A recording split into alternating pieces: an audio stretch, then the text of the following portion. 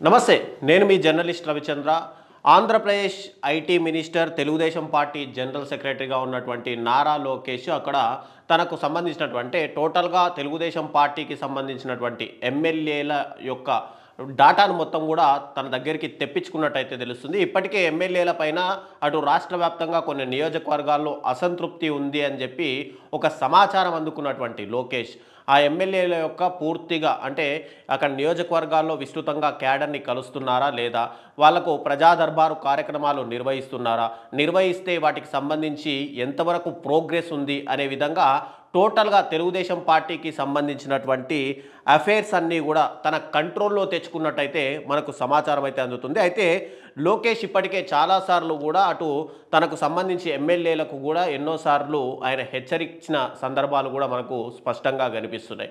ఎందుకంటే గతంలో తెలుగుదేశం పార్టీ అంటే కేవలం సీనియర్లకు మాత్రమే పార్టీ అనే విధంగా ఉండేది. కానీ 2024 ఎన్నికల్లో చూసుకుంటే కనుక రాబోయే ఎన్నికల్లో లోకేష్కి సంబంధించినటువంటి తన క్యాడర్కి సంబంధించినటువంటి అంటే యూత్ని మెయిన్గా ప్రోత్సహించాలి అనే ఒక ఉద్దేశంతో లోకేష్ ఎవరినైతే సజెస్ట్ చేశారో వాళ్ళకే మెయిన్గా ఎమ్మెల్యే టికెట్లు అయితే ఇచ్చారు. అందుకే చాలా వరకు కూడా 2024 ఎన్నికల్లో చూసుకుంటే తెలుగుదేశం పార్టీకి సంబంధించినటువంటి సీనియర్లకు చాలా వరకు టికెట్ ఇవ్వాలి. ఇక పార్టీలో కూడా వివిధ హోదాల్లో తెలుగుదేశం పార్టీలకు సంబంధించినటువంటి సీనియర్ లీడర్లకు ఇక్కడ ఎక్కడా కూడా పోస్టింగ్లు దక్కలేదు. అయితే గతంలోనే లోకేష్ ఒక విధంలో ఒక సందర్భంలో మాట్లాడుతూ పార్టీలో ఎవరైనా సరే సీనియర్లు ఉంటే ఆ సీనియర్లు కూడా ఆల్రెడీ పదవులు అనుభవించిన వాళ్ళు ఆల్రెడీ కొంచెం పార్టీ పదవులకు దూరంగా ఉండాలని, లేదంటే ఏదైనా వ్యక్తికి ఒక పదవి ఉంటే ఇంకో పదవిలో కొనసాగవద్దు, ఆ పదవి వేరే రాబోయే తరాలకు మీరు ఇవ్వాల్సి ఉంటుంది అని చెప్పి ఇప్పటికే సీనియర్లకు చెప్పారు. ఇప్పుడు ఎమ్మెల్యేల పైన దాదాపుగా చూసుకుంటే కనుక 130 పై నియోజకవర్గాల్లో ఉన్నటువంటి ఎమ్మెల్యేల్లో 25 ఎమ్మెల్యేల పైన పూర్తిగా అసంతృప్తి ఉంది అని చెప్పి లోకేష్కి దగ్గరికి వచ్చినటువంటి ఒక డాటా ద్వారా ఆయన అయితే తెలుసుకున్నారు.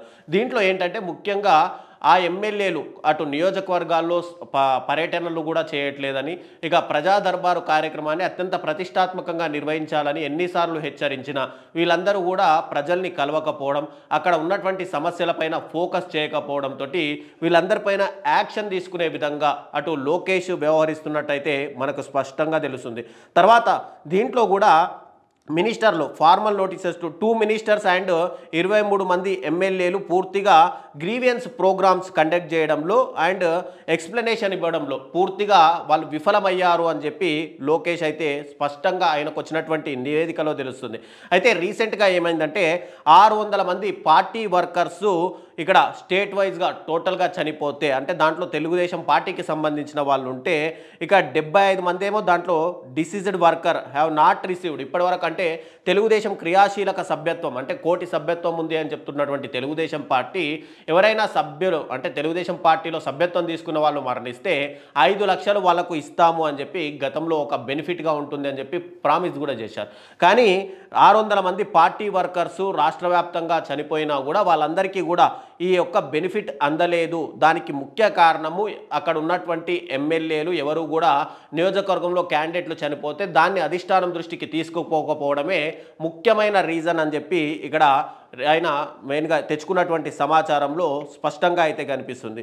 ఇప్పటికే జోనల్ కోఆర్డినేటర్స్కి సంబంధించి జోనల్ కాన్స్టిట్యున్సీల వైజ్గా లిస్టు కూడా లీడర్స్ ఆ వర్కర్ల యొక్క లిస్టులను కూడా టోటల్గా ఎవరెవరు యాక్టివ్గా ఉన్నారు ఎవరెవరు యాక్టివ్గా లేరు అనే విషయంలో కూడా అటు లోకేష్ ఒక రిపోర్టును తెప్పించుకున్నారు. టోటల్గా అంటే రాబోయే కాలంలో ఇక్కడ చంద్రబాబు నాయుడు యొక్క నాయకత్వాన్ని పూర్తిగా అటు పక్కకు పంపించి ఇక యూత్ని ప్రోత్సహిస్తూ అటు యూత్లో లోకేష్ ఒక అంటే యువగలం పాదయాత్రతో పబ్లిక్లో ఒక ఇమేజ్ సంపాదించుకున్నటువంటి లోకేష్ ఇక తెలుగుదేశం పార్టీ భవిష్యత్ తరాలకు తానే కాబోయే లీడర్ అని చెప్పే విధంగా ఇక్కడ స్పష్టంగా రిపోర్ట్లు అయితే తెప్పించుకుంటున్న పరిస్థితి అయితే కనిపిస్తుంది.